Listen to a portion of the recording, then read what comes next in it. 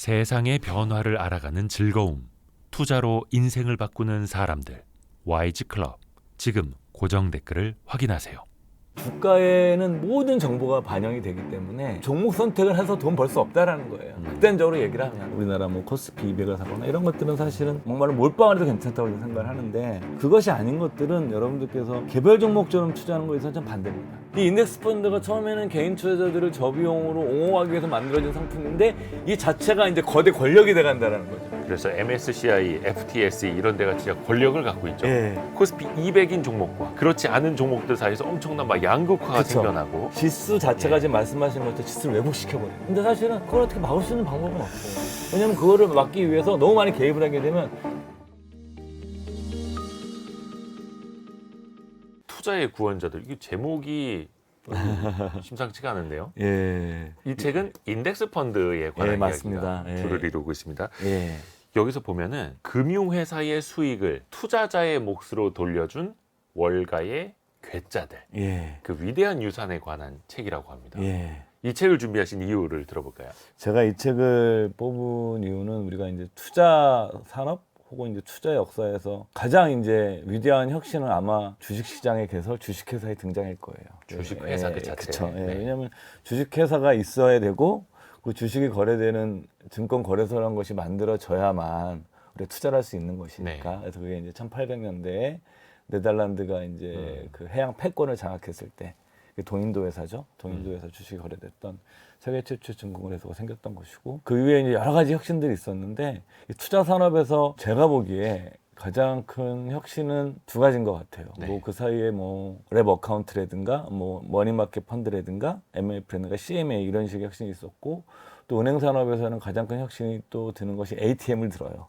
현금 인출. 예, 그렇게 이제 네. 평가를 하죠. 뭔가 이제 가장 큰 혁신들. 예, 혁신인데 투자 산업에서 가장 큰 혁신은 제 생각에 이제 뮤추얼 펀드의 등장. 그 매사추세츠 투자 신탁이라는 것이 이제 미국 최초의 뮤추얼 펀드죠. 우리가 얘기하면 공모 펀드죠, 공모 네. 펀드. 그러니까 그 전까지는 이제 제도화된 개인이 돈을 맡기고 여러 종목에 분산 투자할 수 있는 그런 수단이 없었죠. 네. 이제 그것이 만들어지고 지금 이제 그 뮤추얼 펀드 산업이 어마어마하게 성장을 한 거죠, 사실은. 네. 그리고 그 다음에 아마 그 대단한 혁신은 저는 S&P 500의 ETF에, 그러니까 인덱스 펀드에 투자하는 인덱스 펀드의 등장이다. 인덱스 펀드가 등장하면서 사실은 자산 운용하는 패러다임을 근본적으로 바꾼 거죠. 그리고 이제 소위 말하는 패시브 투자, 수동적인 투자에 등장한 거죠. 그 전까지는 우리가 뮤추얼 펀드는 액티브 투자거든요.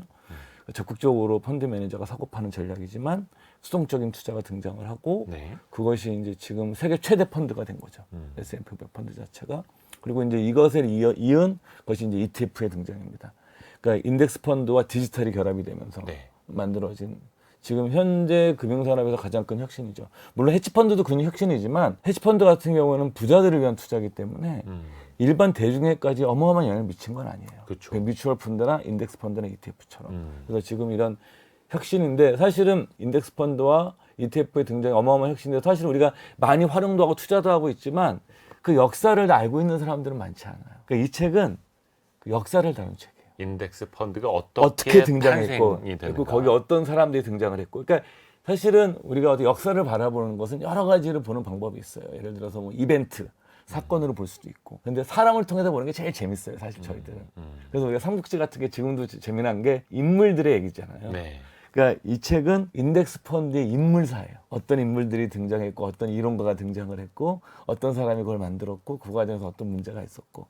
그래서 이거는 굉장히 인덱스 펀드와 ETF 역사의 드라마틱한 그 사람들을 주인공으로 한 대하 네. 역사서 같은 책입니다. 그래서 저는 이 책이 미국에서 나왔던 얘기 듣고서 엄청 기다렸어요. 너무 읽고 싶어서. 그래서 제가 너무 즐겁게 읽었고, 혹시 여러분들께서도 만약에 그 ETF라든가 인덱스 펀드의 역사를 알고 싶으신 분들은 한번 이 드라마틱한 이야기들을 읽으시면 상당히 재미있게 읽으실 수 있을 것 같아서 추천을 했습니다. 최근에 이제 번역이 되어서 우리나라에 나온 거고요. 투자의 구원자들이라는 이름으로.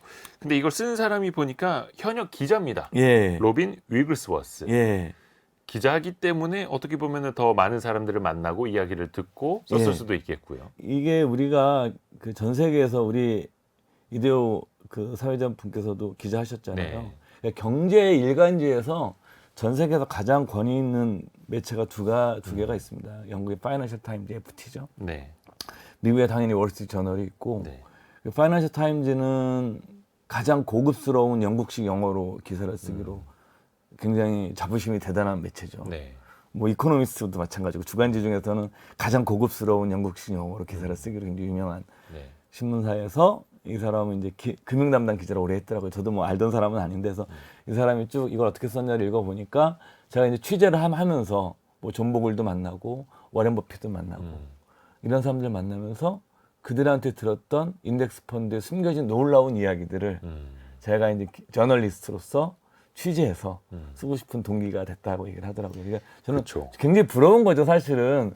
저도 뭐 금융 담당 기자 생활할 때 네. 혹시 그런 사람, 뭐 영어도 안 되지만 그런 걸 만날 기회가 있어서 이렇게 이런 책을 쓸 수 있었다면 사실 굉장히 기자로서 즐겁고 행복한 일이죠. 그래서 저는 사실 부러워하면서 읽었습니다. 어떻게 보면은 그들을 인터뷰해야만 알 수 있었던 세상에 알려지지 않은 그 예. 인덱스 펀드의 뒷이야기, 탄생 비화 예, 맞습니다. 이런 것도 있는 거고요. 당연히 워런 버핏도 등장을 하고 예, 맞습니다. 인덱스 펀드의 아버지라고 할 수 있는 존 보글도 등장을 하고 예. 이런 식으로 해서 약 30명 이상의 등장인물이 등장을 하고 예, 책 앞장에 보면은 이 책에 나오는 인물들에 대해서 또 요약도 해줍니다. 예, 근데 놀라운 게 그 사이에 등장하는 노벨 경제학상 수상자만 8명에 해당이 예, 된다고 합니다. 예, 예. 이 책에서 등장하는 사람들 좀 공통점을 좀 꼽아보자면 어떤 게 있을까요? 이게 아이러니한 게 예. 사실은 워렌 버핏은 우리가 이제 인덱스 펀드의 강력한 이론적 뒷받침을 한 사람들은 소위 말하는 시카고학파예요. 그 효율적 시장 가설을 주장한 유진 파머라든가 네. 이런 사람들이 이론적 토대를 제공하고 워렌 버핏은 사실 효율적 시장 가설을 신뢰하는 사람은 아니에요. 그렇죠. 워렌 버핏은 이제 시장은 대체로 효율적이지만 때때로 비효율적이기 때문에 그 비효율성을 이용해서 자기들 시장 초과 수익을 낼 수 있다고 생각하는 사람이에요. 그게 이제 가치 투자자들이 갖고 있는 신념 체계죠. 그거를 상징하는 표현이 이제 우리 현명한 투자자 벤자민 그레이엄이 쓴 현명한 투자자의 미스터 마켓, 조울증에 걸린 동업자인 네. 미스터 마켓 비유거든요. 근데 재미난 거는 버핏과 효율적 시장 가설을 옹호하는 이 학자들이 공통적으로 또 인덱스 펀드를 다 옹호해요. 네.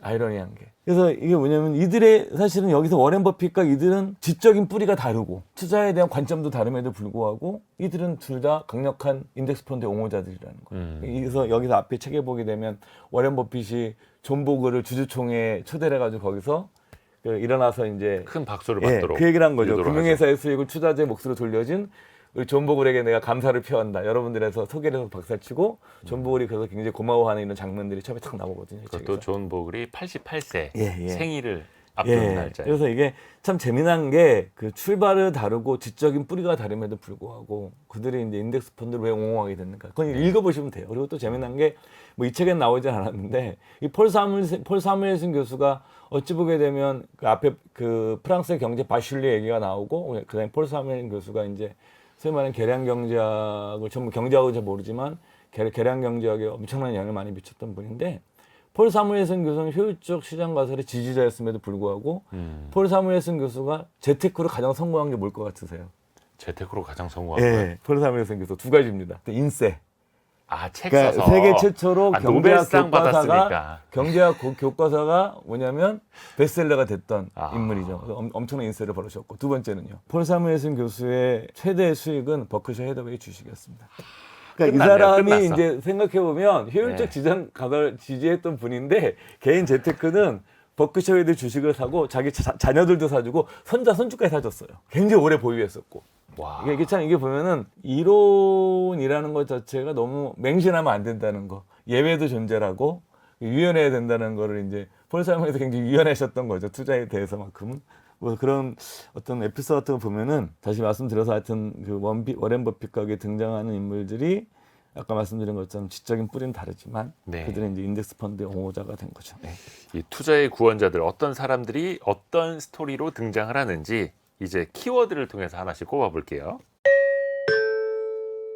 오늘의 책 로빈 위글스워스가 쓴 투자의 구원자들 이것이 궁금하다 키워드로 풀어볼게요.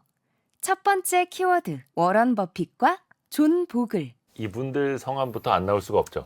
워런 버핏과 존 보글. 예. 일단 이 두 사람의 이야기를 하자면 2007년에 시작이 됐던 세기의 대결 이야기를 안 할 수가 없습니다. 예. 이게 워런 버핏이 아예 공개적으로 내건 거죠. 인덱스 펀드와 대결을 할 헤지 펀드가 있느냐. 예. 분명히 이거는 인덱스 펀드가 이길 수밖에 없다. 10년짜리 그것도 100만 달러를 내건 승부를 펼쳐보자. 예. 엄청난 당시에 그 화제가 됐었고. 예. 여기서 이제 버핏이 제안을 하고 여기 이제 프로테제 파트너스라는 재간접 펀드 회사입니다. 이 사람 이름이 세이지인가 그런 건데 네. 그 맞죠? 예, 세이즈. 예.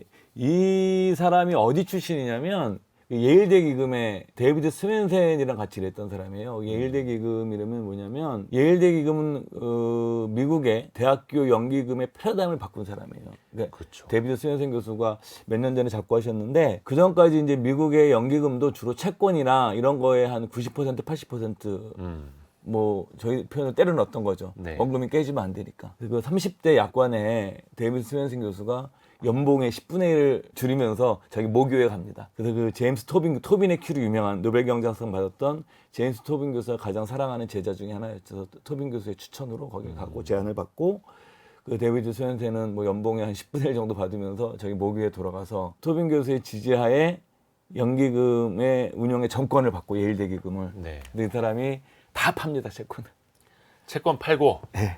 주식 오리엔트된 그 표현은 에쿼티 오리엔티드라는 표현을 쓰는데 그분 책을 읽어보게 되면 주식 지향의 포트폴리오 싹 바꿔버립니다. 그러니까 쉽게 말하면 에쿼티 오리엔티드 뭐 말은 표현은 어렵습니다만 주식 몰빵. 그렇죠. 그래서 이제 이분은 자산 배분을 해요. 아, 네. 거기에서 이제 헤지펀드 투자도 하고 그다음에 목재도 투자합니다. 살림에도 투자도 하고. 예, 살림에 나무가 장기적으로 인플레이션 해지 기능이 있기 때문에 네. 이런 것도 고려해서 투자를 하면서 소위 말해서 전 세계 연기금 운용의 새로운 모델을 만들어냈던 인물이죠. 좀 일찍 돌아가셨는데 그 세이지라는 사람이 그 밑에 있었던 사람이에요. 그걸 딱 배경을 생각해 보시면 이 사람이 운영했던 펀드는 그냥 헤지펀드 한 개를 운영한 게 아니라 소위 말하는 재간접 자산 배분을 하는 재간접 펀드를 운영한 거예요. 재간접 펀드라고 하는 건 이제 펀드 오브 펀드라고도 네. 하는데 펀드에다가 투자를 하는 펀드죠. 예, 그러니까 그쵸. 위험을 좀 분산을 하고 예. 말 그대로 이제 분산 투자를 하는 그런 그쵸. 방식이죠. 그렇죠. 그래서 그런 배경을 이해하셔야 돼요. 그래서 그 프로테지를 운영했던 사람도 만만한 사람이 아니에요. 그렇죠. 미국에서 자산 배분의 모델을 만들었는데 예일대 기금의 스웬센의 아이들이기 때문에 굉장히 이 사람도 뛰어난 사람인데 그러다 보니까 펀드 오브 펀드는 뭐냐면 수수료가 더 많아요. 일반 좀 헤지펀드 비싸죠. 더 많습니다. 왜냐하면 헤지펀드의 수수료가 and 20이거든요. 예. 기본 수수료 20을 받고 성과보다 20을 받는 구조입니다. 그러니까 기본 수수료로 2%. 예, 떼고 2%를 받고 성과가 예, 났을 예, 때 예, 그 중에 예. 20%를 그래서 성과 보수로 가져가는. 가져가죠. 예. 근데 재간접은 여기서 또 가져가요. 아, 그러니까 그렇기 때문에 이게 수수료가 더 많은 구조입니다. 그래서 이제 결국은 초반에는 이게 좀 졌었어요. 버핏이 S&P 500이 지고 있었는데 아하. 나중에 역전을 해서 이제 이 압도적으로 이깁니다. 특히 예, 글로벌 금융 위기가 터지기도 했었고요. 예, 뭐 예. 2008년, 2009년에. 이게 이제 이 펀드 오브 펀드 5개를 운영했었습니다. 이 과정을 가장 잘 정리해 놓은 것은 이제 포춘의 금융 담당 기자님인데 루이스 캐롤인가 하여튼 그 여성 기자신데 굉장히 훌륭한 기자인데 이 버크셔 해더웨이의 그 주주 서한을 이 분이 리라이팅 해주시거든요. 아, 예, 같이 글을 고쳐주시거든요. 네네네네네. 그분이 이제 포춘의 이 과정을 연재를 한 거죠. 그래서 그 루이스 캐롤인 같은 그분 책에 더 자세히 나와 있어요. 아, 예, 그게 그 책 돈이 번역이 돼 있는데 아. 그렇게 해서 이제 수익률이 아주 많이 이깁니다. 그러니까 이제 S&P 500은 125.8%가 났고요. 그렇죠. 10년 동안. 예, 이제 이분들의 펀드는 이제 평균적으로 한 36% 정도 났으니까 125%대 36%. 예. 그래서- 압도적으로 워런 버핏이 예. 이야기를 했던 S&P 포기가 S&P 500의 인덱스 펀드가 예. 이긴 거죠. 그러니까 이제 버핏은 이제 뭐냐면 비용 때문에 그렇죠. 근데 사실은 헤지 펀드 중에 장기적으로 S&P 500을 이긴 헤지 펀드들이 많이 있어요. 그러니까 우리가 이제 사실은 여기서는 재간접 펀드였기 때문에 그렇지만 우리가 이제 이것을 또 절대적으로 또 믿어서는 안 되는 게 또 우리가 이제 뭐 헤지 펀드 중에 여러분들 주식시장을 이기는 작은 책, 그 뭐 조앤 글린블라트라든가 그다음에 이제 그 안전 마진이라는 책을 썼던 굉장히 유명한 세스 클락만이라는 유명한 헤지 펀드, 그러니까 조지 소로스 이런 사람들 다 시장을 이겼어요. 아니 살아있는 전설. 예, 그렇죠. 그렇기 때문에 여러분들께서 이거는 뭐냐면 평균적으로 S&P 500이 이긴다는 거지. 인류 투자가들 중에는 S&P 500 헤지 펀드들이 비용을 다 지불하고서도 그럼요. 예, 꽤 많이 있다는 거를 오해는 없으셨으면 좋겠어요. 그러기 위해서 헤지펀드를 운용하는 분들이 있는 거고 뭐 공모펀드도 마찬가지고 또 개인 투자자들도 예. 시장을 앞서기 위해서 직접 투자를 하는 거니까요. 예. 근데 버핏의 말은 그렇게 시장을 앞서는 거는 소수의 일이고 예. 그러니까 안전하게 인덱스 펀드 투자를 하는 게 예. 맞다라고 예. 또 이제 조언을 하는 거고요. 근데 2007년부터 시작이 됐던 이 10년짜리 예. 대결 말씀드린 것처럼 버핏의 완승으로 끝났고 그러면서 이 사람이 재조명을 받은 계기가 된 거죠. 바로 존 보글이라는 예. 분이죠. 예. 뭐 이분은 이제 뭐 세인트 그 영어로 성인이죠. 성인 존 보글 이런 표현도 쓰는데 굉장히 고집스럽고 비타협적이고 자기가 갖고 있는 어떤 인덱스 펀드에 대한 신념에 대해서 한 채 타협도 안 했던 인물로 되게 유명한 사람인데 사실은 이 버핏이 이제 주주총회 2017년에 이제 그렇게 얘기를 합니다. 그 존 보글을 소개를 하면서 미국 투자자를 위해 그 누구보다 많은 일을 하는 사람이다. 버핏이 이제 그 S&P 500을 지지하는 가장 강력한 이유는 제 생각엔 그래요. 제가 뭐 틀릴 수도 두 가지인 것 같아요. 하나는 뭐냐면 미국 자본시장에 대한 강력한 믿음, 미국의 경제 체제에 대한 믿음. 두 번째는 이제 그 S&P 500이라는 것 자체가 개인 투자자들에게 저비용의 투자를 할 수 있도록 만들어준 것. 그렇죠. 말씀드린 것처럼 그리고, 수수료. 네, 이 책에도 나오지만 사실은 인덱스 펀드가 존 보글이 먼저 시작한 건 아니에요. 많은 분들이 인덱스 펀드 존 보글 시작 그게 아니에요. 그 전에도 아이디어는 있었다 하더라고요. 아, 그 전에는 S&P 500에 나왔죠. 왜냐하면 최초 웰스파고은행, 옛날 버핏이 대주주로 있었던 웰스파고은행에서 팔았는데 이때는 이 인덱스가 등장했던 거는 뭐냐면 기관 투자가용이나 대기업체들 미국은 연금 제도가 되게 발달되어 있거든요. 기업 연금이. 그래서 연금을 운용하는 대기업이라든가 이런 것들을 위해서 기관 투자가용 상품이었지 개인 투자용 상품이 아니었어요. 그러니까 존 보글이 뭐냐면 S&P 500을 개인들에게 돌려준 거예요. 싼 수수료로 누구나 가입할 수 있게. 그래서 사실은 이 존 보글이라는 사람이 S&P 500의 동의어처럼 쓰이는 게 누구나가 쉽게 투자할 수 있는 저비용으로 그런 식의 모델을 만들고 그런 걸 상품화시킨 개인 투자자들을 위한 상품 S&P 500을 만들었던 최초의 사람이기 때문에 우리가 이제 주목을 한 거고 여러분들께서 이 책을 한번 읽어보시면 존 보글이 이제 그 전 있던 회사에서 쫓겨나죠. 근데 거기 또 재미난 것 중에 하나는 존 네프 얘기가 나와요. 여러분 가치 투자 좋아하시는 분들은 그 존 네프라고 그래서 엄격한 저 PER 투자자로 유명한 존 네프 아실 겁니다. 예, 그래서 이제 그 전설적인 펀드 매니저고 존 네프랑 같은 회사에 있었어요. 그러니까 사실은 존 네프는 완전 우리에게는 골수 저평가 저 PER 배당 좋아했던 투자자예요. 굉장히 오랫동안 굉장히 고집센 사람이고 근데 존 보글은 인덱스를 만들었는데 둘이 되게 친했어요. 이 책에 이 에피소드가 나옵니다. 이름도 비슷하고요. 예, 그리고 존 네프가 존 보글이 쫓겨날 때 끝까지 또 존 보글을 지지했던 인물이에요. 근데 사실 인덱스는 옹호했지만 또 존 보글도 존 네프를 굉장히 존경을 했어요. 네. 그러니까 여러분들께서 그러니까 제가 약간 이런 말씀 드리는 게 어느 하나가 절대적 진리는 아닌 거예요. 이 대가들의 이 에피소드를 보더라도 인덱스 투자하면서 뭐 폴 사무엘슨께서 버크셔도 사시고 그다음에 여기서도 존 보글도 어마어마하게 제가 인덱스 펀드의 옹호자지만 존 네프라는 가장 보수적인 가치 투자 쪽에서도 굉장히 보수적인 성향에 속하는 존 네프를 굉장히 지지했었고 서로 존경하는 마음을 갖고 있었고 뭐 이런 얘기들이 같이 나오죠. 이게 그 양면성이 아니라 서로가 존중한다, 리스펙트한다라는 거죠. 예. 다음 키워드로 바로 넘어가 볼까요? 다음 키워드 효율적 시장 가설. 앞에서 잠깐 말씀을 해주셨는데 효율적 시장 가설 그러면서 시카고 학파 예. 유진 파마 교수 언급을 잠깐 해주셨습니다. 예. 혹시 모르시는 분들을 위해서 효율적 시장 가설이란 이런 거다.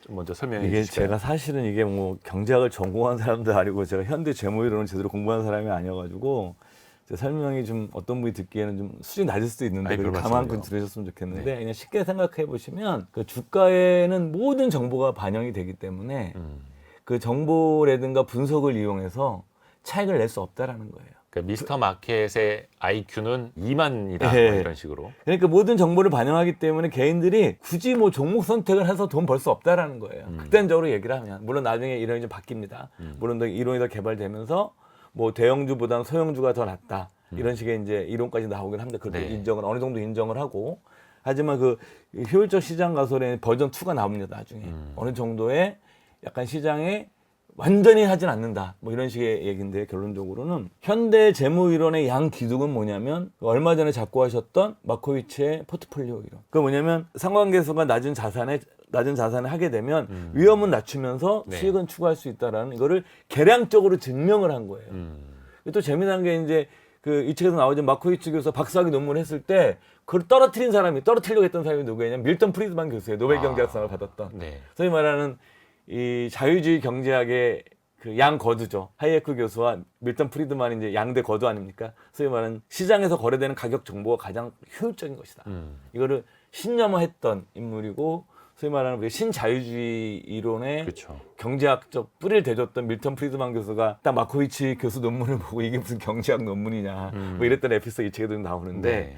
그랬던 거지만 이게 나중에 노벨 경제학상을 받죠. 두껍지도 않은 얇은 그런 포트폴리오 이론을 계량적으로 증명한 거. 네. 이 기둥 하나와 효율적 시장 가설이라는 이 한 기둥을 가지고 현대 재무 이론이 발전한 거거든요. 아하. 그러니까 이 양쪽에 있었던 사람들이 다 노벨상을 받는 거죠. 네. 윌리엄 샤프 교수라든가 유진 파마라든가 교수라든가 그다음에 이제 우리가 선물 옵션, 뭐 블랙쇼즈라든가 로버트 머튼 이런 분들이 다 뿌린 다 여기에 있는 거예요. 결국 마지막에 가면은 이 마코이츠 교수와 그다음에 이제 효율적 시장 가설, 시카고 학파 이 두 뿌리가 등장을 하면서 만들어진 것이고 이것이 현재 주류 재무 이론의 패러다임이고 이런 이론을 믿으시는 분들이 가장 강력하게 투자해서 했던 전범을 보여줬던 인물이 바로 아까 말씀드렸던 예일대 교금의 여기 데이비드 스웬센이 네. 이런 현대 재무 이론의 옹호자입니다. 그러니까 굉장히 뛰어난 투자가였고 이 사람은 그래서 이런 이론을 가지고 있으신 분들이는 오히려 종목 선택보다 가치 투자들은 가격과 종목 선택이거든요. 네. 근데 이런 이론을 가지고서 투자를 해서 성공하신 분들은 1번이 자산 배분이에요. 그러니까 주식 지향적인 포트폴리오를 짜서 자산 배분을 해내면서 자산 배분을 주기적으로 리밸런싱 해나가는 과정을 통해서 장기 수익을 추구해내는 이런 식의 이제 자산 배분의 뿌리가 이제 여기에 있는 거고요. 이 책이 뭐 나오진 않지만 그래서 네. 저희 센터에서 데이비드 스웬슨 교수의 책을 번역을 했습니다. 그게 왜냐면 아마 시중에서는 이게 성업성이 없어 번역을 안 할 것 같아가지고 여러분들께서 현대 재무이론과 효율적 시장 가서 이런 것들이 뿌리를 통해서 지금 자산 배분해냈던 것의 가장 큰 전범 예일대 기금이고요. 뭐 인터넷 검색해 보셔도 되고 그다음에 가치 투자자들은 이제 종목 선택과 가격에 초점을 둔 사람들이고 그래서 이렇게 이제 큰 줄기가 형성이 되는 거죠. 우리 투자 분야에서. 그래서 일단은 인덱스 투자를 권장하는 사람들 입장에서는 시장은 효율적이기 때문에 예. 모든 정보는 거의 실시간으로 주가에 반영이 되기 때문에 시장은 효율적이다라고 믿고 인덱스에 투자하는 게 일반인에게는 가장 좋을 그쵸. 것이다. 이렇게 이게 왜냐면은 권장을 하는 거죠. 그러니까 효율적이기 때문에 투자자가 분석해도 의미가 없다는 거예요. 그러니까 시장을 통째로 사버리는 게 인덱스 전략이 가장 올바른 전략이고 또 저비용으로 갈 수 있고 그러면 여기서 대전제가 있거든요. 또 어떤 전제가 있냐면 주식시장은 늘 상승해야 된다라는 전제가 있는 거예요. 그걸 이제 우리가 놓치면 안 되는 거죠. 그러면 주식시장이 늘 상승할 수 있냐? 그건 나라마다 다르겠죠. 네. 예를 들어서 그 장기 주식 수익률을 분석한 두 권의 책이 굉장히 유명한 책이 있습니다. 한 권은 이제 우리가 그 제레미 시겔 교수죠. 미국의 네. 그 장기 투자 바이블인가 되게 좋아하시는 분들 네. 많죠. 그게 이제 주식의 장기 수익률이 왜 높은가를 분석한 책이고, 그다음에 영국의 이제 엘로이 딤슨 교수라는 분이 쓴 낙관론자들의 승리인가 뭐 그런 책이 있어. 그 저희 센터에서 그것도 번역한 책인데 이 두 권이 주식의 200년간 장기 주식 수익률을 분석한 책이에요. 그래서 이제 장기적으로 주식은 우상해야 한다는 거죠. 그 중간중간에 어떤 파국은 존재할지 모르지만 그런 믿음이 있기 때문에 그런 것이 없으면 인덱스 펀드가 의미가 없는 거예요. 오르지 않을 것 같은데 인덱스 하면 어떡합니까 그게. 이거는 일단 그 자본주의가 뿌리가 그쵸. 내려져 있고 뭔가 예. 투명한 시장, 예. 기업들과 그 나라가 계속해서 성장하는 시장. 예. 그래서 사실은 좀 미국 이야기입니다. 예. 그래서 이제 존버골도 얘기한 거죠. 네. 존버골도 장기 수익은 기업 이익 플러스 배당이다라는 거예요. 그러니까 기업 이익이 계속 늘고 당연히 자본주의가 성장을 하고 자본주의 성장을 결정하는 것은 기업이기 때문에 성장하고 기업이 배당을 주면 주주들에게 뭐 자사주 소각을 하거나 주주 환원책을 피면 그래서 이제 뭐 이게 약간 말이 좀 되긴 하지만 주식 투자가 왜 제로섬 게임이 아니게 되는 거죠. 그러니까 제로섬 게임은 사는 사람과 파는 사람이 똑같이 있으면 플러스 마이너스가 돼서 결국은 0이 되는 거예요. 제로섬 게임이 되는 건데 주식이 왜 장기적으로 제로섬 게임이 안 되냐면 배당이 있기 때문에 그런 겁니다. 그쵸, 내가 보유하고만 있더라도 계속적으로 배당이 나오기 때문에 네. 제로섬 게임이 안 되는 거예요. 사고만 파는 것만 따지면 제로섬 게임이지만 장기적으로 기업이 뭐 자사주 소각을 하거나 배당을 주기 때문에 주주 가치가 계속 올라가잖아요. 그러니까 그죠? 주식을 제로섬 게임이라고, 그러니까 누가 얻은 만큼 누구는 잃는다라고 예. 생각하시는 분들은 그냥 주식이라는 거 그냥 매매의 대상으로만 보시는 거죠. 맞습니다. 예. 근데 주식은 매매의 대상뿐만이 아니라 기업의 성장도 같이 향유하고 배당도 받을 수 있고. 그러니까 존버골도 계속 그런 거죠. 그러니까 존버골이 그렇지. 뭐냐면 어차피 장기적으로 기업은 기업의 이익과 수익만큼 올라간다. 그렇기 때문에 우리가 중요한 게 뭐냐? 비용을 줄이는 게 굉장히 중요하다. 이렇게 접근하는 거예요. 그리고 참고로 인덱스 펀드에 가입을 하셔도 기업에서 배당을 주는 걸 분배금이라고 예. 투자자들에게 이제 나눠주게 되죠. 그렇죠. 효율적 시장 가설 이야기를 좀 하고 있었는데 사실 효율적 시장 가설이 늘상 통하는 건 아닙니다. 특히 앞에서도 잠깐 이야기를 해주신 것처럼 인덱스 펀드와 헤지 펀드의 대결을 펼쳤던 초반, 특히 그게 2007년에 시작이 됐는데 2008년, 2009년에는 글로벌 금융 위기가 닥쳤지 않습니까? 그럴 때는 인덱스 펀드도 큰 타격을 받을 수밖에 없습니다. 그렇죠? 아, 그럼요. 그거는 우리가 시장이 파국이 나면 그거는 다 장사가 없는 거예요. 장사가 없는 건데 그 존버글이 이제 이런 얘기를 하죠. 인덱스 펀드 보유 기간은 얼마냐? 얼마라고 대답했을 것 같으세요? 영원히. 그러니까 존버글 사람이 파국이 있다 하더라도 기본적으로 장기적으로 주가는 우상향할 것이고 기업의 이익과 배당 때문에 이걸 따라 영원히 갈 것이기 때문에 평생 가져가라. 예, 개인 투자자들은 그냥 평생 보유하는 것이 가장 좋은 전략이다. 뭐 배당을 받거나 아니면 필요할 때 필요한 만큼만 환매해서 쓰거나. 필요 쓰거나 뭐 그렇게 굉장히 심플한 논리입니다. 그래서 이걸 내가 수익을 극대화하려면 이거 뭘 해야 되느냐? 당연한 얘기에서 수수료를 낮춰야 된다. 그래서 존버글은 뭐 이 책에는 나오지 않았지만 계속 그 S&P 500의 인덱스 펀드에 우리나라도 마찬가지지만 수수료를 계속 낮춰요. 아, 수수료를 계속 낮춰요? 계속 낮춰 운영보수를. 오, 회사에게는 그러면은 뭔가 예. 좋은 일은 아닌데 박리담의 전략으로 우리는 그러니까 싸게 많이 팔겠다. 규모가 커지면 예. 규모가 커지는 거에 비해서 계속 수수료 계속 낮췄어요. 그래서 금융회사의 수익을 투자자에게 돌려준 월가의 괴짜들이라는 예. 평가를 또 받는 거고요. 그리고 이제 더 여담인데 제가 얼마 전에 이제 버핏이 이제 버크셔 헤더의 주주 서한을 보내는데 워렌 버핏이 읽어보는데 재미난 게 버핏이 계속 인덱스 얘기를 해요. 거기서도 20대에 자신만만하고 야심 있는 젊은 투자가 버핏이 계속 자기는 인덱스 얘기를 해요. 그게 뭐냐면 그때는 다우지수를 얘기를 합니다. 네. 그러면서 항상 무슨 얘기를 하냐면 다우지수를 이기는 게 만만치 않다. 네. 그래서 저는 읽으면서 굉장히 그게 인상 깊었는데 내가 지금 계속 이겼지만 우리 투자조합이 다우지수를 이기는 것이 결코 만만치 않은 거고 나의 투자 목표는 다우지수가 오르든 내리든 매년 다우지수를 장기적으로 10%포인트를 내가 이기는 게 나 목표다. 그래서 자기가 만약에 다우지수가 플러스 10%가 났는데 내가 15% 나면 이건 내가 잘한 것이 아니다. 근데 만약에 다우지수가 마이너스 50%인데 나 마이너스 10%가 났으면 이건 내가 굉장히 잘한 거다. 그래서 나한테 그걸 칭찬해 줘야 된다. 뭐 이런 대목이 또 나와요. 그러니까 그만큼 버핏은 자기가 투자를 하면서 지수를 이긴다는 것 자체를 이미 20대부터 굉장히 어려운 걸 알았던 그리고 거죠. 벤자민 그레이엄도 그 스승도 인덱스 펀드의 지지자였습니다. 그러니까 이게 생각해 보게 되면 이게 아까도 말씀드렸지만 뿌리는 다르지만 결국은 이들은 저비용의 인덱스 펀드가 미국 자본시장에 신뢰하는 사람들이 선택할 수 있는 가장 저비용의 옵션이다라고 생각했던 것 같아요. 뭐 S&P 500만 하더라도 미국에서 가장 우량한 기업 500개를 그쵸. 모아놓은 거고 다우존스 30 같은 경우에는 말 그대로 30개의 종목을 모아놓은 거고. 그래서 저도 요즘 이제 개인적으로 이것저것 했는데 저도 최근에 일부 포트폴리오를 조정하는 것 중에 하나는 S&P 500이랑 다우존스 그 ETF 있거든요. 네네네네. 국내에. 많죠 이제는. 요즘 전 그거 비중 늘리고 있어요. 왜냐면 다시 이렇게 버핏 책 읽어보고 그러면서 야, 내가 그냥 나는 이 대가리 이 정도 얘기했으면 이것만 내가 따라가도 뭐 제가 뭐 대단한 개인 투자가도 아니고 그래서 이 비중을 더 높여놔야 되겠다. 그래서 지금 저도 이제 50대 중반인데 또 한 몇 년 있으면 회사 그만둘 거고 한 또 10년 후에 또 노후 자금 써야 되니까 그래서 연금에서 이제 그 다우존스랑 S&P 500을 원래 갖고 있었는데 비중을 확 점점 늘려가고 있어요. 계속 돈 생길 때마다. 다음 키워드도 바로 들어볼까요? 다음 키워드 대형주 대 소형주. 전무님도 직접 투자를 좀 하시죠. 저 원래 못했어요. 저는 자산운용사에 작년까지는 자산운용사 직원이었어가지고 예.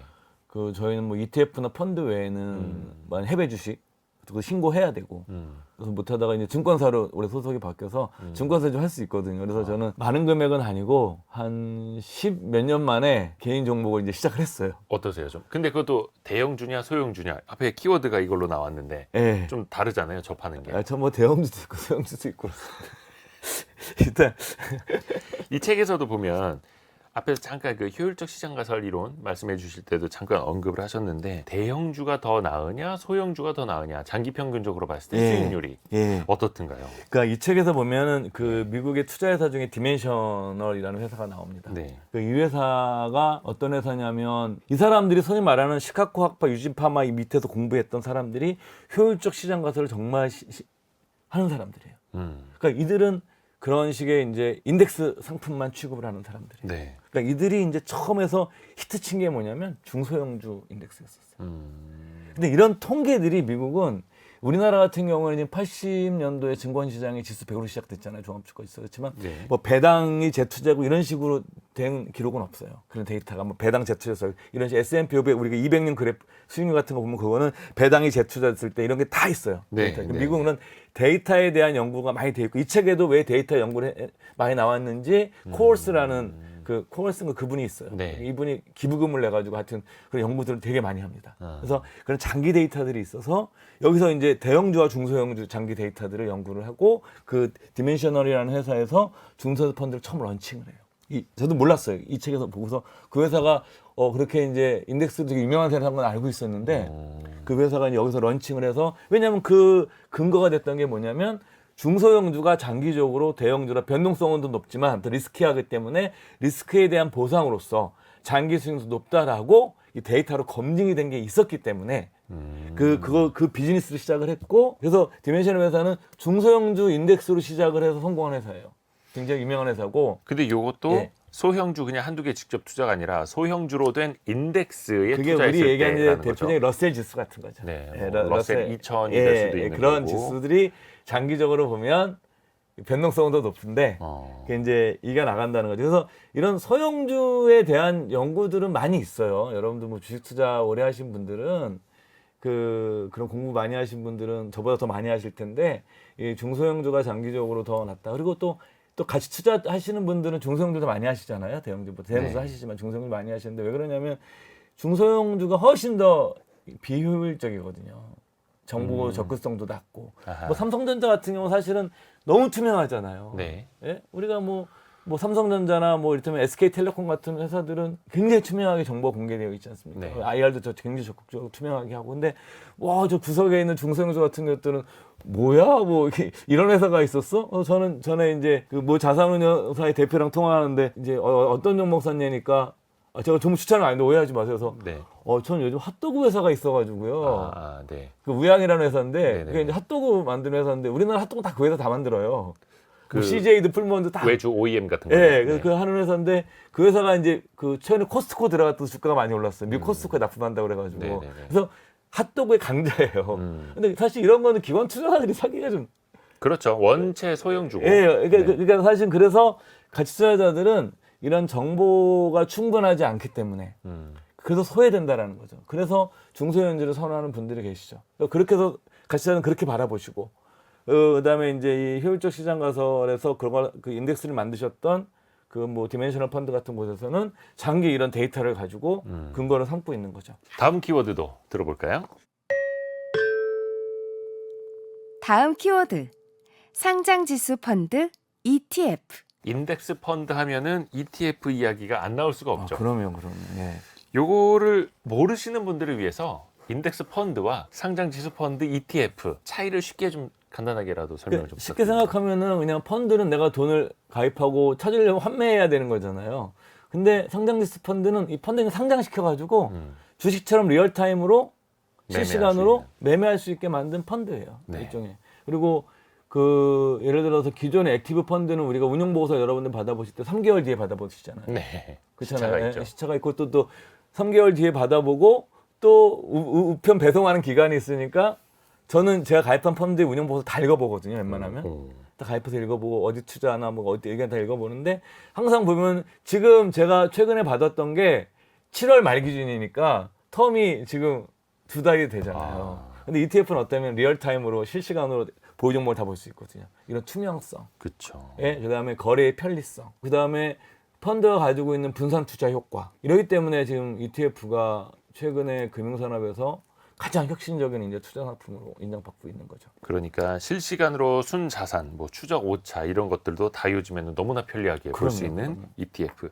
이 책에도 ETF가 그럼 어떻게 생겨났는지도 예, 예. 나오죠. 예, ETF의 아버지가 여기 등장하는 모스트란 분인데, 모스트. 예, 이분이 이제 그 미국의 이제 가장 큰 증권거래소가 뉴욕 증권거래소랑 그다음에 나스닥이잖아요. 네. 이분은 이제 그보다 작은 지역의 이제 거래소에서 늦게까지 근무하셨던 엔지니어 출신이신데 이분이 이제 이거를 고안해내고 이거를 제안을 해서 재미난 게 이분이 처음에 존복을 찾아갔는데 존복을 거절을 하죠. 인덱스 펀드를 ETF로 만드는 건 처음엔 존 보글은 반대했다. 예, 그래서 저는 존 보글이 처음에 제가 한번 딴 방송에서 그런 얘기했다고 댓글로 한번 야단 맞은 적이 있었는데 존 보글이 전 처음에 찬성했다가 나중에 반대한 걸로 알고 있었거든요. 그게 아니라 존 보글은 처음부터 반대. 처음에 예, 반대. 처음부터 그 아이디어는 참신하지만 저것이 이제 너무 잦은 매매 때문에 인덱스 펀드의 정신에 맞지 않겠다고 위배된다. 생각해서 이 사람은 그냥 거절한 거죠. 인덱스 펀드는 평생 가져가야 되는 건데. 근데 결국은 그 벵가드사도 ETF를 만들었죠. 그렇죠. 그래서 그 지금 VO라고 티커가 있죠.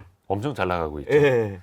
근데 이거를 인덱스 펀드도 보통 주식처럼 하루 종일 거래하고 예. 쉽게 환매하고 사업할 수 예. 있게 만들고 싶다라고 예. 하면서 모스트라는 사람이 이거를 아이디어를 냈던 예, 거고요. 이 책에도 나오는데 만약에 예. 그 당시에 벵가드가 ETF를 먼저 했다면 했다면 다 잡았겠죠. 뭐. 지금 벵가드가 일반 인덱스 펀드랑 ETF만 다 잡았을 거예요. 근데 이제 그러지 못했죠. 어허. 예. 그래서 이제 사실은 더 먼저 시작하는 하다가 스테이트 스트리트 글로벌 어드바이저 SSGA라고 그러는 네. 이 회사에서 이제 먼저 S&P 500 ETF를 갖게 되는 거죠. ETF 많이 아시는 분들은 그 앞에 어떤 티커가 있느냐. 그게 그 자산운용사 이름. 예, 그렇죠. 예, 인덱스 심벌 펀드 같은 거죠. 중에서는 뱅가드가 제일 크지만 네. 사실 ETF 중에서는 지금 말씀하신 이 S&P 500 ETF가 더 크죠. 그래서 ETF를 빼놓을 수 없는 거고요. 근데 사실 ETF 하면 많은 분들이 이제 많이 들어보셨을 거예요. 예. ETF 종류가 셀 수 없이 많습니다. 예. 얼마 전에는 그 2차 전지뿐만이 아니라 2차 전지 하락에 투자하는 ETF도 우리나라에 이제 상장이 예. 돼서 예. 좀 많이 화제가 되고 있는데 예. ETF가 뭔가를 이제 싸 묶어서 하나로 바구니로 투자하는 효과가 예. 나오기는 한데 그것도 수수료는 저렴하죠. 예. 그래도 뭔가 주의할 점이 있지 않을까요? 그러니까 ETF 투자에서? 저는 뭐 인덱스를 사는 거라는 거죠. 예를 들어서 뭐 S&P 500을 사거나 뭐 러셀 2000을 사거나 우리나라 뭐 코스피 200을 사거나 이런 것들은 사실은 장기 시장 수익률을 추정하는 거기 때문에 시장 전체를 사는 효과가 있는 거기 때문에 네. 사실은 뭐 목말은 몰빵을 해도 괜찮다고 저는 생각을 하는데 그러니까 지수라면 대표 지수라면 그 시장 전체를 사는 것 자체는 근데 그것이 아닌 것들은 여러분들께서 개별 종목처럼 투자하는 거에 선 참 반대입니다. 예, 이건 자산 배분의 관점에서 접근을 해야 된다. 그러니까 내가 예를 들어 내 포트폴리오에 뭐 ETF를 구성을 할 때 뭐 2차 전지의 어떤 성장성을 넣는다 그러면 성장 ETF에 몰빵을 해서 안 된다는 거죠. 왜냐하면 성장 ETF는 이게 이익이 계속 늘 땐 상관이 없는데 어느 순간 이익이 둔화되게 되면 갑자기 이게 크게도 출렁거리거든요. 왜냐하면 그렇죠. 그만큼 기대가 높기 때문에 그 기대가 좀만 깨져도 변동성이 되게 높아진단 말이죠. 네. 근데 내가 예를 들어 거기에 내가 ETF를 활용해서 뭐 채권 ETF도 좀 넣어놓고 그다음에 가치주 스타일의 ETF도 좀 넣어놓고 뭐 인덱스도 넣어놓고 이렇게 해서 포트폴리오를 짜내면 얘가 뭐 성장할 땐 플러스 나서 좋고 깨지더라도 이 충격을 내 전체 자산에 미치는 영향을 작게 가져갈 수 있거든요. 근데 많은 분들이 이제 어떤 보면 되게 몰빵하듯이 그건 이제 사실은 ETF를 개별 종목처럼 투자하는 거에 대해서는 물론 그렇게 수익을 낼 수 있으신 분들은 괜찮아요. 뭐 능력이 있으니까. 근데 대다수 분이 이렇게 능력 낼 수 있는 분들이 저는 많지 않다고 생각해요. 사실 요즘에는 예. 테마형 ETF가 많이 나와가지고 예. 특정 섹터, 특정 성격을 가진 그런 종목들만 모아서 그것도 한 10개 정도만 모아서 만든 테마형 ETF 많이 나와서 저도 그런 거 가지고 있어요. 저도 가지고 있다 매매한 적도 있고. 근데 내가 어떤 분야에 굉장히 뭐 성장을 할 것 같고 이런 분들이라면 이렇게 이제 저는 좀 약간 나눠서 사는 거죠. 분산. 예, 이렇게 나눠서 사고 그렇게 해서 이제 그 투자하는 방법이 막 그냥 완샷 원킬 방식으로 하시는 분들은 그렇죠. 저는 그런 거 그냥 개별 종목 투자하는 거랑 다를 게 없죠. 다를 게 없죠. 근데 뭐 반도체 산업이 좋아질 때는 반도체 ETF, 예. 2차 전지 산업이 좋아질 때는 2차 전지 ETF. 이것도 하나의 방법. 저도 갖고 있어요. 저는 갖고 있고 좀 요즘 비중을 좀 줄이고 있지만 뭐 네. 이건 나이가 있어서 캐시플로우 있는 자산으로 제가 이제 바꾸고 싶어가지고 네. 이렇게 조정을 하고 있거든요, 저는. 근데 저도 뭐 회사 생활을 제가 뭐 영원히 할 수 있는 것도 아니고 그러다 보니 그렇게 조정을 하고 있는데 ETF를 통해서 네. 여러분들께서 그런 식으로 좀 뭐냐면 포트폴리오의 성장성을 지금 가미하는 이런 전략에서는 좀 찬성이지만 개별 종목처럼 이렇게 몰빵하듯이 하시는 거는 저는 좀 권하고 싶지 않습니다. 좋습니다. 예. 자, 그러면 바로 이어서 다음 키워드로 넘어가 보겠습니다. 다음 키워드는 패시브 투자. 사실 패시브라는 게 그 지수를 추종한다라는 뜻이잖아요. 예. 그러면 여기선 그걸 한번 여쭤보죠. 지수를 추종하는 투자에는 과연 부작용이 없겠느냐? 예. 이것도 부작용이 좀 만만치 않아요. 그 쉽게 생각하면 한국에서도 얼마 전에 그런 일이 있었어요. 예. 그 CFD 아, 때문에 그 일변 종목들이 엄청나게 올랐잖아요. 그럼 이게 전체 시장에서 시가총액이 커지는 거예요. 그냥 막 끌어올려진 주식인데도. 그렇게 되면 당연히 비중이 높아지면 시가총액 비중대로 인덱스를 만드는 인덱스에서는 그냥 무조건 넣어야 돼요. 그러니까 예를 들어서 예. 주가 조작을 통해서 이 예를 들어 시가총액 1,000억 원이던 회사가 1조 원이 됐다. 예. 그러면 코스피 200의 얘를 나중에 너는 한 190등 할 것 같은데 들어와 하면서 그냥 예. 넣어주는 거죠. 넣어야죠. 어떤 기업인지 밸류에이션이 어떤지는 예. 따져보지 않고 예. 그 예를 들어서 그럼 뭐냐면은 주가가 오르는 종목을 계속적으로 기회가 지나치게 이게 많이 올랐는데도 얘가 비중이 높아지면 그걸 해야 돼서 오른 종목을 더 사야 되는 이런 식의 굉장히 이제 아이러니한 상황이 나오는 예, 거죠. 발생할 수도 있다고 하는 거죠. 그래서 그거를 비판론자들은 인덱스 펀드가 자기 스스로 거품을 만들어낼 수 있다. 이거를 이제 강력하게 비판을 하는 거고 또 하나는 이제 인덱스 펀드가 이 책에도 나오지만 거대 권력이 되는 거예요. 만약에 어떤 그 조그만 뭐 남아메리카의 어떤 주식 국가가 있는데 이 회사 갑자기 뭐 우리가 뭐 이제 모건 스탠리 예를 들어서 뭐 신흥국 지수에서 이 회사를 빼버리면 아, 주가가 떨어지잖아요. 그렇죠. 왜 기관 투자가들은 이 지수를 갖고 다 투자를 하니까. 그러니까 이 인덱스 펀드가 처음에는 개인 투자자들을 저비용으로 옹호하기 위해서 만들어진 상품인데 이 자체가 이제 거대 권력이 돼 간다라는 거죠. 그래서 MSCI, FTSE 이런 데가 진짜 권력을 갖고 있죠. 예. 근데 또 하나 여담이지만 저는 막 ETF 열풍 불 때 신문 기사를 보는데 아 정말 제가 뭐 운영사 사장하는 후배랑 통화하면서 그랬어요. 야 형이 정말 ETF 우리가 잘해줬던데 이렇게 만들었는데 네. 저는 ETF 사업자가 지수 사업자가 상장돼 있는지를 몰랐어요. 저는 지수 사업자가 상장되어 미국 있는 것. 증시에 MSCI랑 아. S&P, SPGI를 스탠다드 글로벌 예. SPGI가 S&P 회사가 상장돼 있어요. 아, 그러니까 이 회사들이 S&P 500이 많이 나가면 아. MSCI 지수 펀드가 나가면 가만히 앉아서 그냥 돈을 수수료를 받는 거예요. 아. 통행료를 받는 거죠. 그러니까 이렇게 공짜 비즈니스가 어딨냐고. 그래서 이제 그 주식을 사려고 딱 들어가 봤더니 엄청나게 이미 말이 올라 있는 거예요. 아. 그래서 이제 너무 아쉬워가지고 개인적으로 그냥 몇 주 샀어요. 그냥 근데 이제 마이너스인데 그냥 속이 쓰려서 그냥 이걸 그냥 내 기념으로 갖고 있어야 되겠다. 예, 장기적으로 인덱스 펀드 커지면 얘네들이 앉아서 돈 버니까 그래서 이제 몇 주 사서 지금 마이너스 상태인데 그래서 이 책에도 그 지수 사업자가 갖고 있는 그 너무 큰 힘, 신용평가 S&P 같은 신용평가로 영향을 미치고 지수로 영향을 미치는 게 권력처럼 돼가는 거죠. 그렇죠. 이 또 책에서 이제 그걸 지적을 하고 있어요. 아마 2017년, 2018년 초 그때까지 우리나라에서도 좀 광풍이 불었었는데 삼성전자가 잘 나가면은 삼성전자가 지수를 조금 왜곡 시켜버리지 않습니까? 그쵸, 거의 그쵸. 코스피 200에서 차지하는 비중이 뭐 20%대 중반, 예. 후반 거의 30% 육박해서 예. 가던 시절이었기 때문에 그래서 삼성전자가 오르면 코스피 200 지수가 올라버리고 예. 그러면 또 인덱스 펀드에 돈이 막 들어오면은 코스피 200에 들어있는 종목들을 또 기계적으로 이 인덱스 펀드는 사야 되기 때문에 예, 그냥 예. 같이 덩달아 올리고 예, 그래서 코스피 200인 종목과 예. 그렇지 않은 종목들 사이에서 엄청난 막 양극화가 그쵸. 생겨나고 그러니까 지수 자체가 예. 지금 말씀하신 것처럼 지수를 왜곡시켜 버리는 거예요. 예. 그러니까 지수 자체가 지수를 왜곡하는. 그래서 이 책에서도 그런 비판하는 사람들이 나오고 뭐 칸 아이칸 지금 행동주의 기업 산업국 유명한 그다음에 엘리엇을 창업한 우리나라도 옛날에 네. 엘리엇이 한국에서 공격을 했었었죠. 그 주주 행동주의로 유명한 펀드인데 여기 이제 그 창업자들은 엄청 비판을 하죠. 패시브 투자 자체가 인덱스 투자 자체가 사실은 너무 영향력이 커지는 것 자체가 그리고 이제 존버금도 사실은 말년엔 그걸 좀 걱정을 했답니다. 그런 부작용 쏠림 현상, 예, 그런 쏠림 지수 현상. 왜곡. 예, 근데 사실은 그걸 어떻게 막을 수 있는 방법은 없어요. 왜냐하면 그거를 막기 위해서 너무 많이 개입을 하게 되면 그때부터 액티브가 되는 거예요. 그러니까 액티브라는 건 펀드 매니저의 판단력이 개입이 그쵸. 되어 있는 건데 인덱스 패시브라는 건 펀드 매니저의 판단력 개입을 하지 않는 건데 예. 이게 약간 상충이 되는 거죠. 이걸 예. 어떻게 해야 돼? 이런 그렇죠, 식으로. 그렇죠. 그런 문제가 생겨날 수 있다고 지적하고 그거에 대한 뭐 이 책에서 나오지만 완벽한 현재까지 해결책은 없는 거죠. 그러니까 완벽한 상품은 아니다. 자, 그러면 마지막으로 심쿵 한방으로 정리해 볼까요?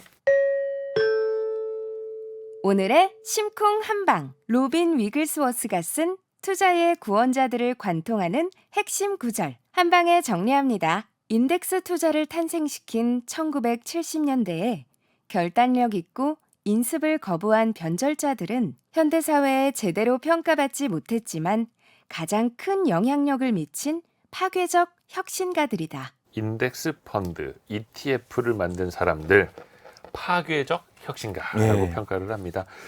이 책을 이 투자의 구원자들이라는 책을 어떤 분들에게 권하고 싶으세요? 저는 사실은 저도 이제 시간이 갈수록 이건 특히 개인적인 의견입니다. 네. 이게 내 포트폴리오에 기본적으로 인덱스는 어느 정도 가지고 있어야 되겠다라는 생각을 점점 더 강해지는 것 같아요. 근데 사실은 우리가 한국에서도 지금 S&P 500 ETF가 처음 등장한 게 그 타이거 S&P 500이 처음 등장한 게 한 5년 채 안 됐고 5년 정도밖에 안 됐거든요. 네. 그전에는 우리가 뭐 교과서에서 이런 걸 읽더라도 언제 투자해야 되냐는 우리가 사실은 할 수 방법이 없었어요. 미국에 살지 않는 이상은. 근데 이제 우리가 ETF가 등장하면서 개인들이 누구나가 다 ETF S&P 500 살 수 있는 그런 시대가 열린 거예요. 한 5, 6년 전부터. 저는 이건 굉장히 드라마틱한 변화다. 투자자들에게. 네. 그리고 가장 200년간 가장 검증된 지수다. S&P 500. 200년간 대략 한 연평균 8% 정도를 냈던 그 어떤 것보다도 완벽한 과거 데이터를 가지고 있는 투자 대상이거든요. 그렇죠. 네, 200년간. 그래서 농담처럼 저희 부서에 신입 정원이던 들어오면은 꼭 구글에 들어가가지고 S&P 500 200년 그래프를 출력을 해서 하나씩 나눠줍니다. 이거 이제 책상에 붙여놓고 너 적립식으로 사다가 팔고 싶어지면 이거 쳐다보라고 참으라고 이렇게 우스갯소리 하시지 꼭 제가 한 잔씩 주거든요. 네. 그러니까 보면은 200년간 보라고 올랐다고 이거를 믿지 않으면 우리는 주식을 할 수 없는 거라고. 나라가 망하고 경제가 망하고 이렇게 생각하면 주식을 해서는 안 되는 거라고. 그거는. 근데 우리가 어떻게 됐든 자본주의 사회가 혁신을 해서 경제가 성장하고 나아진다면 그런 믿음이 있는 사람들은 일차적으로 투자해야 될 것은 저는 뭐 인덱스 투자라고 생각을 하고요, 지금은. 그래서 근데 그 인덱스 투자를 좀 깊이 있게 역사적으로 알고 싶은 분들이라면 저 사실 오늘 이 책이 그 어떤 책보다 여러분들에게 도움이 될 거라고 생각합니다. 사실 근데 그것도 국가의 성장 네. 그리고 자본시장에 대한 강력한 믿음. 그쵸. 기업가들이 버는 만큼 또 투자자들에게 돌려줄 거라는 믿음. 예. 또 투명한 경제 시스템. 그게 잘 작동이 되어야만 인덱스 펀드도 의미가 있는 거고 항상 워런 버핏도 본인이 미국에서 태어났고 예. 미국 시장에 투자했기 때문에 성공할 수 있었다. 그래서 이 자본주의와 미국이라는 곳에 감사한다라고 늘 이야기를 하는 것도 있는데 근데 쉽게 생각해 보면요. 예. 저 말해서 죄송한데 우리나라도 1980년도에 지수 100이었거든요. 지금 2,600이니까 사실은 이게 얼마냐면은 26배 성장한 거예요. 성장 안 한 건 아니에요. 이게 네. 정도의 차이가 있는 거지. 정도의 차이는 예, 있습니다. 경제가 망하지 않고 성장한 나라들은 네. 장기적으로 우상향을 합니다. 근데 여기 이제 우리나라도 사실 이 26배도 정확히 이 데이터 산출하려고 그러면 여기서 이 26년간 그러니까 80년 지금 43년 정도 40년간의 배당금도 다 넣어서 계산해 줘야 돼요. 근데 우리나라는 그런 데이터가 없어요. 미국은 그런 데이터가 다 있는 거예요. 그런 좀 아쉬움도 있네요. 그렇죠. 이걸 하면 더 정확하게 우리가 알 수 있을 거예요. 그러면 이게 43년간 매년 그 나왔던 우리나라 총 기업들이 지급했던 배당금, 예? 그리고 배당금을 재투자했을 때, 그리고 배당금만 받았을 때, 이거 데이터가 다 나오겠죠. 네. 지금 우리가 알 수 있는 거는 단순 지수거든요. 26배 올랐다는 단순 지수밖에 상승률밖에 없는 거고 여기 배당이 재투자했거나 혹은 배당금 뺐거나 이 데이터 세 개가 다 있어야 돼요. 그럼 우리가 정확히 알 수가 있는 거죠. 한국 주식시장이 43년간 투자자들에게 어떤 보상을 해줬는지 를 알 수가 있는 거죠. 그런 게 조금 더 정밀해져서 한국판 투자의 구원자들이 좀 나왔으면 좋겠습니다. 그래서 우리 시장도 좀 커졌으면 좋겠고요. 오늘 로빈 위글스워스가 쓴 투자의 구원자들이라는 책을 미래에셋 투자와 연금센터 이상건 전무와 함께했습니다. 고맙습니다. 네, 감사합니다. 감사합니다.